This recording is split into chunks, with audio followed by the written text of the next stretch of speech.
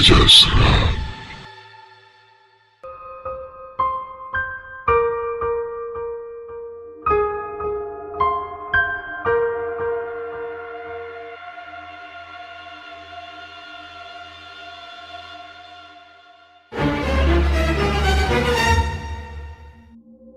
Halo, assalamualaikum warahmatullahi wabarakatuh. Kamu nanya, cerita apakah hari ini? Kamu bertanya-tanya ya, berapa cerita hari ini? Ku kasih tahu ya, hari ini, saya, Mbak Tukiem yang cantik, buhai dan aduhai, akan membawakan 2 cerita sekaligus. Makanya pantengin terus channel Karam. Kali aja seram. Jangan lupa subscribe-nya ya. Sebelum kalian mendengarkan kisahnya, ada baiknya pakai handsfree.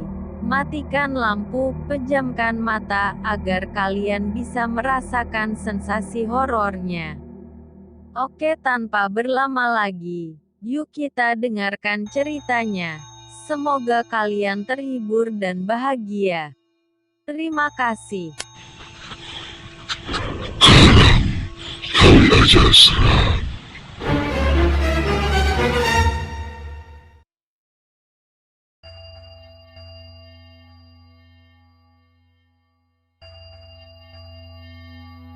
Cerita pertama, mobil keramat pemberian ayah.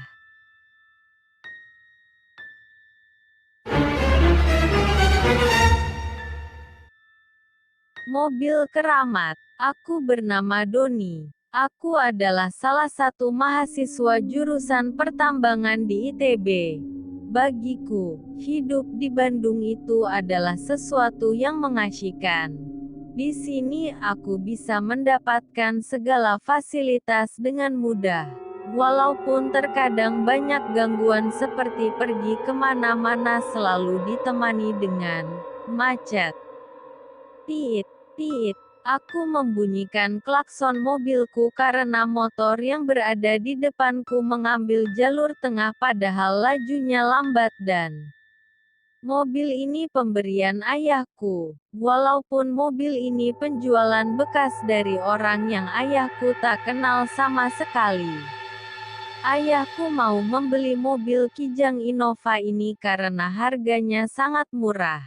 Jadi ayahku sepakat untuk membeli dan memberikannya kepadaku.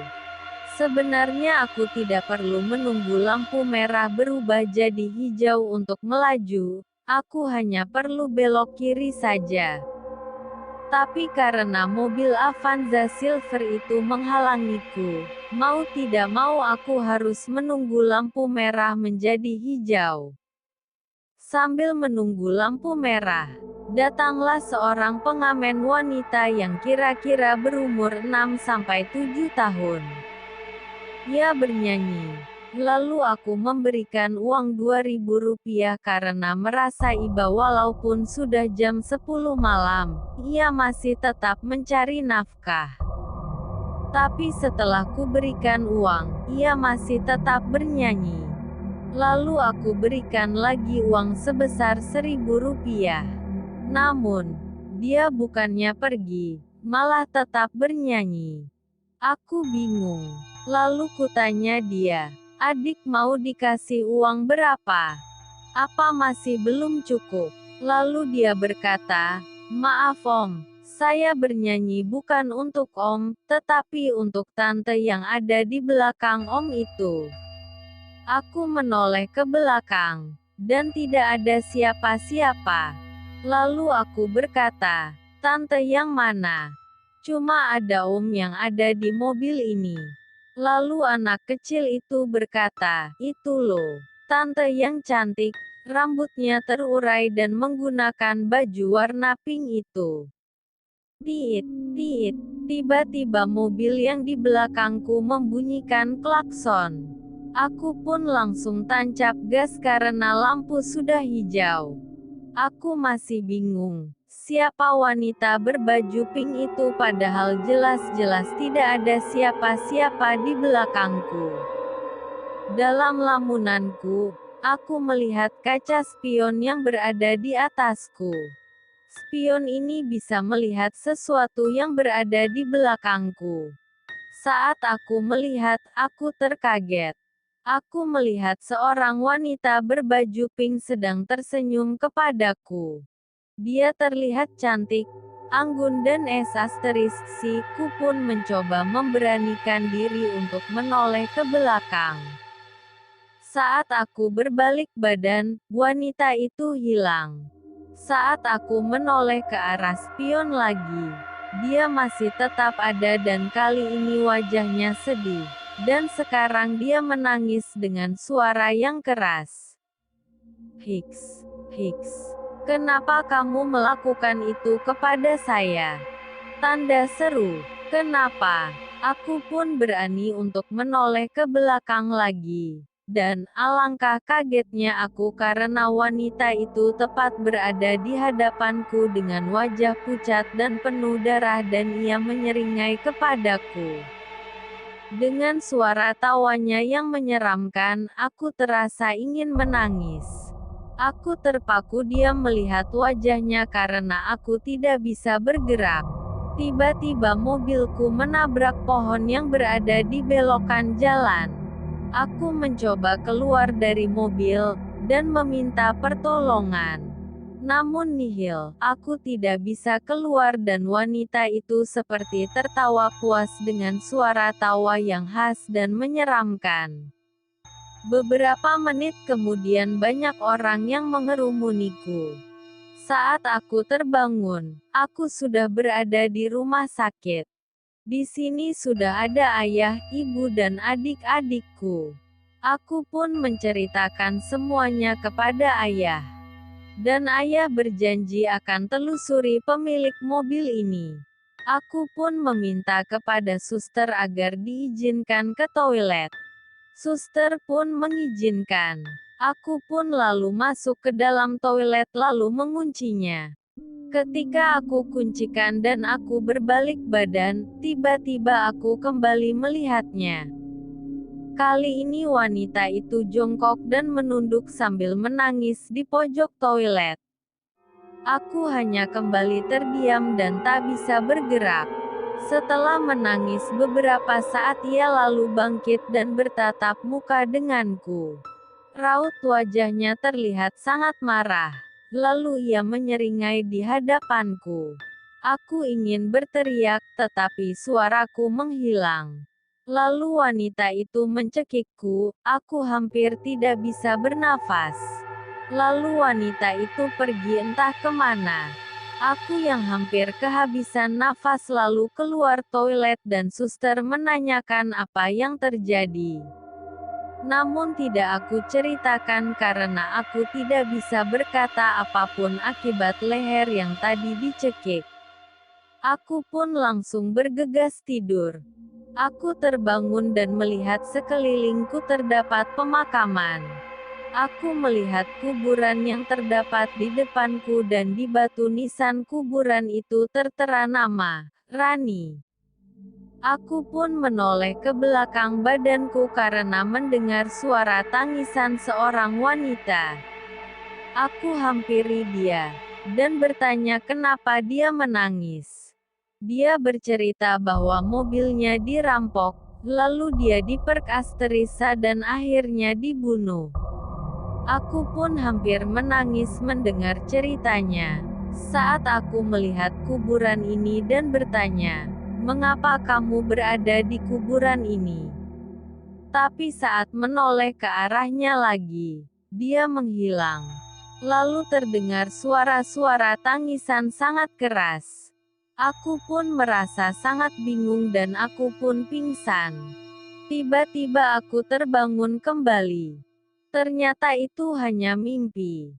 Lalu ayahku bercerita bahwa setelah ayahku telusuri, ternyata pemilik mobil itu ialah perempuan bernama Rani. Ia adalah korban yang mobilnya dirampok, lalu dia diperkasterisa oleh 3 orang perampok itu dan akhirnya dibunuh 1 tahun yang lalu. Tepat mirip sekali dengan wanita yang kutemui di mimpiku. Wanita itu dibuang di jalan tepat di mana aku mengalami kecelakaan di belokan itu. Mobil ini sudah berganti tangan sebanyak 7 kali. Karena pemilik mobil sebelumnya mengalami hal serupa sepertiku lalu mereka jual mobil ini. Aku tak akan menjual mobil ini karena aku yakin pembeli berikutnya akan mengalami hal yang serupa. Suatu hari saat aku bermimpi, aku bertemu dengannya lagi dan dia berpesan agar aku menjaga mobilnya baik-baik. Dan sampai saat ini terkadang dia selalu ada pada saat malam-malam tertentu dan tidak pernah menggangguku lagi.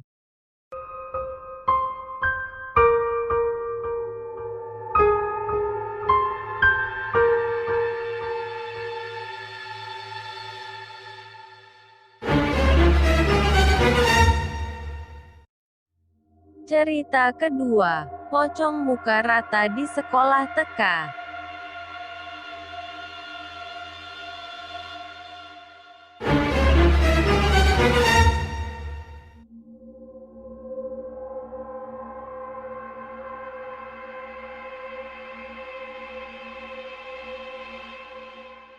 Pocong muka rata di sekolah TK. Hai guys, anakku Natasha Kiftiah. Umurku 12 tahun. Aku kelas 2 SMP.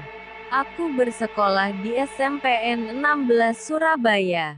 Hari ini aku ingin menceritakan kisah nyata tentang TK di komplek rumahku. Pasti menarik deh, pingin tahu? Baca aja ya.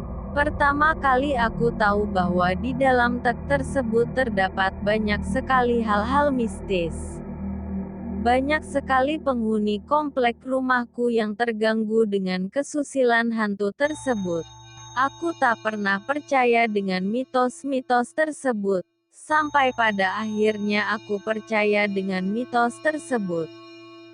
Saat aku selesai belajar, aku keluar ke halaman rumah. Lalu angin bertiup sangat kencang. Aku merasa merinding tiba-tiba dan terlihat pohon pisang yang bergerak-gerak ke kanan ke kiri. Saat aku melihat ke arah pohon pisang itu terlihat bayangan putih.